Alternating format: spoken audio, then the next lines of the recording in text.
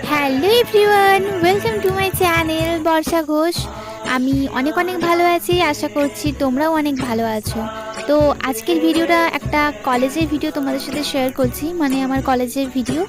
First ছিল আমার class, botany class করার পর ছিল আমার জুলজি ক্লাস, কিন্তু আমি ক্লাস অফ করে দেখো বাইরে চলে এসেছি আর সেখানে এসে করে ঘুরছি। সেই ভিডিওটাই তোমাদের সাথে এখন আমি শেয়ার করব।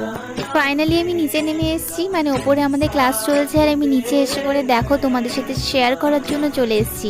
এখানে প্রোগ্রাম হচ্ছিল, তার সামনে অনেক চেয়ার ছিল, সেই চেয়ারে বসে আমরা সবাই মিলে আড্ডা মারছিলাম।